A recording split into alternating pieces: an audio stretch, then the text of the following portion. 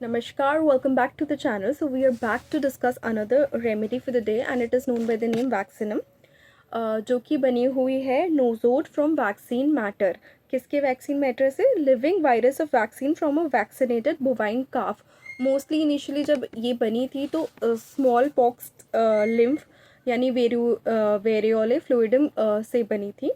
And living इसी को refer किया जाता है as the living virus of vaccinia from a vaccinated bovine calf.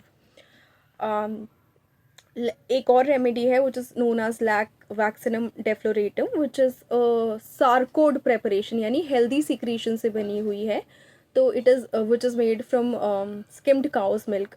Sarcode यानी हेल्दी प्रेपरेशन से बनी हुई है. जिसकी हम बात कर रहे हैं वैक्सीनम, वो नोजोड से बनी हुई है जो कि एक अनहेल्दी प्रेपरेशन से बनी हुई है. होम्योपैथी में nosode is a term use for a preparation of substances secreted in the course of a disease use in the treatment of similar symptoms in a disease patient. आप कह सकते हैं कि हो सकता है उस डिज़ीज़ के को ट्रीट करने के लिए बनी हो, बट अगर कोई और सिमिलर सिम्टम्स हैं उसी डिज़ीज़ जैसे या जो प्रूविंग में आए हैं उस रेमेडी से, तो उसको भी वो ठीक कर सकती हैं. उसके बाद जो नोजोड शब्द है वो ग्रीक के नोजोस से आया है जिसका मतलब है डिजीज़. जो ग्रीक में आगे चल के बना नोजोड्स, दैट इज़ अनहेल्दी थिंग. उसके बाद इंग्लिश का जो ओड है, ये सब कंबाइन होकर मिड 19th सेंचुरी तक इसको नोजोड संबोधित किया गया. वैक्सीन पॉइजन इज जो रेफरेंस बुक है which it is again Boericke's new manual of homeopathic materia medica with repertory. Vaccine poison is capable of setting up a morbid state of extreme chronicity named after Burnet vaccinosis. Symptoms are like those of Hahnemann's psychosis.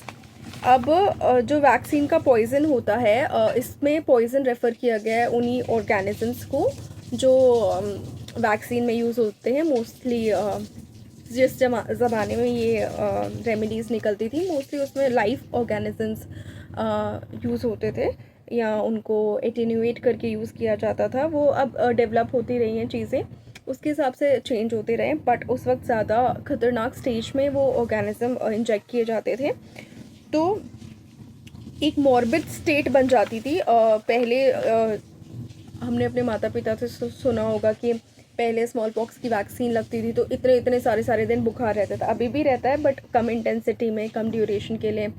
But पहले बहुत ज़्यादा समय तक चीज़ें चलती थी. तो morbid state of extreme chronicity, morbid का मतलब होता है the state of being diseased और अनहेल्दी, या फिर the rate of disease in a population और the medical problems caused by a treatment और अनदर डिजीज़. तो यहाँ पे जो यूज़ किया गया है उसका मतलब है the state of being unhealthy. तो मॉर्बिड स्टेट कॉज कर सकता है क्योंकि वो ऑर्गेनिज़म, इसीलिए वो ऑर्गेनिज़म उस तरह की मॉर्बिड स्टेट को ठीक भी कर सकता है, लाइक क्योर्स लाइक के प्रिंसिपल की बेसिस पे. Extreme chronicity named after Burnett vaccinosis. Chronicity मतलब काफ़ी समय तक मॉर्बिड स्टेट कॉज कर सकता है क्योंकि ये ऑर्गेनिज्म, इसलिए काफ़ी समय से हो रही मॉर्बिड स्टेट को ठीक भी कर सकता है. Chronicity is the quality of being long lasting और परसिस्टेंट. अब बर्नेट वैक्सीनोसिस क्या टर्म है? तो Burnett is referring to doctor James Compton Burnett जो कि मेडिकल स्कूल इन वियना या वियना जो कि ऑस्ट्रिया में है उसमें उन्होंने अपनी पढ़ाई की थी. एंड 1865 में he was the first one two speak of unpleasant effects after vaccination या वैक्सीनेशन ट्रिगरिंग इलनेस. क्योंकि वो फर्स्ट थे इसीलिए बर्नेट वैक्सीनोसिस के का नाम पड़ा. एंड वैक्सीनोसिस इस वैक्सीन का reaction which can be small, large, harmful, chronic और शॉर्ट टर्म के लिए रहने वाला. तो फ़र्क पड़ता है वैक्सीन के लगाने के बाद. किसी को कुछ समय तक फीवर होता है, किसी को लॉन्ग लास्टिंग इफ़ेक्ट्स रह जाते हैं. कोई कोई बहुत ज़्यादा वैक्सीनेशन लेता है तो उस बच्चे में kind of ADHD like symptoms आने लगते हैं जो कि नेसेसरी वैक्सीनेशन के सिवाय जो फैंसी वैक्सीनेशंस या विदाउट प्रिस्क्रिप्शन वैक्सीनेशंस जो लिए जाते हैं तो स्पेशली बच्चों में, तो उस वक्त ADHD लाइक सिम्टम्स उनमें आ जाते हैं. It's just a reference. तो सिमिलरली और भी वैक्सीनेशन से और भी और लॉन्ग लास्टिंग इफ़ेक्ट्स हो सकते हैं जिनमें से बहुत सारे लॉन्ग लास्टिंग इफ़ेक्ट्स में वैक्सीन ठीक करने में काम कर सकती है. सिम्टम्स कैसे आएंगे? are like those of Hahnemann psychosis. Hahnemann psychosis is one of the three miasma or chronic disease types कह सकते हैं यहाँ पे से. miasma is much more than chronic disease types, but आप कह सकते हैं इसको. In homeopathic theory, originally linked to suppression of gonococcal urethral discharge, which was thought to lead growths like fig-like warts, psychosis, and other long-term systemic issues like.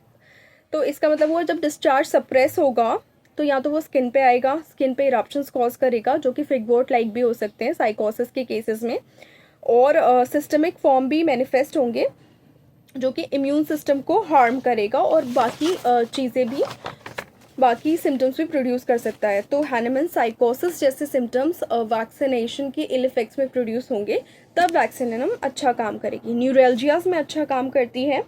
Neuralgia are sharp shooting up or burning pain that follow the path of damaged or irritated nerve. Inveterate skin eruptions. Inveterate यानी inveterate का मतलब होता है कि having a particular habit or activity or interest that is long established and unlikely to change. बहुत ज़्यादा दवाई देने के बाद भी कोई चीज़ चेंज नहीं हो रही है तो उसकी वजह से वैसे स्किन इरप्शंस, मतलब बहुत दवाई ले ली, सप्रेस होके फिर और भयंकर फॉर्म में आ गए, तो उसमें ये अच्छा काम करती है. चिलिनस, indigestion, another term for dyspepsia, which is a general group of symptoms like discomfort, pain or gastric issues. किसी भी खाने की वजह से हो सकता है या जनरली भी रह सकता है. With great flatulent distension, Clarke में ये इसका सिम्टम दिया हुआ है, बोरिक में लिखा हुआ है यहाँ पे. Indigestion with great flatulent distension. Flatulent is suffering from और marked by an accumulation of gas in the alimentary canal. तो बहुत ज़्यादा गैस है, उसकी वजह से इंडाइजेशन है, पेन है पेट में और बाकी सिम्टम्स मैच हो रहे हैं तो आप उसमें दे सकते हैं. वूपिंग कफ में इस रेमेडी को यूज़ कर सकते हैं. अगेन पूरी पेशेंट पिक्चर और रेमेडी पिक्चर मैच होनी चाहिए. उसके बाद माइंड जो है इरिटेबल है पेशेंट का, एंड इम्पेशेंट है, इल ह्यूमर्ड है, नर्वस है. जल्दी जल्दी इरिटेट हो जाएगा. इम्पेशेंट है, बहुत जल्दी जल्दी उसको चीज़ें करनी होती है, जैसा कह दिया वैसे ही करना होता है वरना इरिटेट हो जाएगा. मतलब तुरंत उसने तुरंत बोला और तुरंत कर दो. तो इस केस में इसको यूज़ कर सकते हैं. अगेन पूरी रेमेडी पिक्चर और पेशेंट पिक्चर कोरिलेट करनी है, सेल्फ प्रिस्क्राइब बिल्कुल नहीं करना है. देन वूपिंग कफ.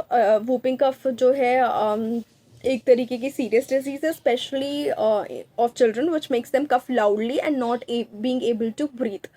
तो नॉट एबल टू ब्रीथ जब ऐसे कोई सिम्टम्स आते हैं बच्चों में तो वैक्सीनम को यूज़ किया जा सकता है. पर्ट्यूसिस भी कहा जाता है इस इन्फेक्शन को क्योंकि it is the bacteria which causes this infection. उसके बाद हेड में देखें तो फ्रंटल हेडेक यानी आगे सर के आगे वाले हिस्से में headache. Forehead and eyes feel as a split. ऐसा लगेगा जैसे सर फट गया लिटरल सेंस में, तो आँखों में भी ऐसा लगेगा जैसे आँखें फट गई. उस केस के हेडेक में इसको यूज़ कर सकते हैं. और ये सारे सिम्टम्स यदि किसी एक में ऐसे होते हैं मिलते हैं, फिग लाइक वॉट्स मिलते हैं विद ऑल दीज हेडेक वाले सिम्टम्स, तो आप इसको वैक्सीनम को यूज़ कर सकते हैं. It can prove to be a great remedy. Again please get it prescribe first. एक जनरल रिव्यू पे मत जाइए, पेशेंट टू पेशेंट वेरी करता है. उसके बाद आइज़ जो है पेशेंट की इन्फ्लेम्ड एंड रेड लिड्स हो सकती हैं. ब्लेफराइटिस के केस में इसको यूज़ कर सकते हैं. Redness, swelling, etching and flaking और क्रस्टिंग ऑफ आई लैशेस उस केस में यूज़ कर सकते हैं. स्किन पेशेंट की हॉट एंड ड्राई रहेगी. Pimples and blotches, eruptions like variola. Pimples रहेंगे यानी इरप्शंस जो नॉर्मल पिंपल्स रहते हैं वो रहेंगे. ब्लॉचेस रहेंगे. उसके बाद ब्लॉचेस एक तरीके का मार्क हो गया इस पर, temporary mark on an area of different colour on skin. Plants और कुछ भी और मटेरियल पे भी होता है तब भी उसे ब्लॉच कहते हैं, लेकिन हम ह्यूमंस पे बात कर रहे हैं तो ह्यूमन में जो स्किन पे इरप्शंस हो जाते हैं डिफरेंट कलर के, उसको मार्क्स जो हो जाते हैं उसको ब्लॉचेस कहेंगे. उसके बाद variola, eruptions like variola. Variola is the scientific name for virus that causes smallpox, which is an eradicated and highly contagious form and formerly devastating infectious disease. तो उस वक्त स्मॉल पॉक्स की वजह से जैसे इरप्शंस होते थे वैसे अगर इरप्शंस किसी पेशेंट में देखने को मिलते हैं किसी और वायरस या बैक्टीरिया की वजह से या कोई और एजेंट की वजह से, तब भी आप ये रेमेडी यूज़ कर सकते हैं. But again patient picture and remedy picture completely match होनी चाहिए. रिलेशनशिप में कंपैरिजन में दी हुई है anti vaccinal remedies such as variolinum, बेलेंड्रा, thuja and powerful adjuvants in treatment of malignant disease. तो पावरफुल एडजुवेंट्स मतलब substances that is in a vaccine और medicine that help to boost और modify the immune response to improve the effectiveness of the other ingredients. तो उनको भी इस comparison में लिया गया है कि मेलिग्नेंट डिजीज़ में जो भी एडजुवेंट्स यूज़ होते हैं वो भी कंपेयर किए जा सकते हैं वैक्सीनम से.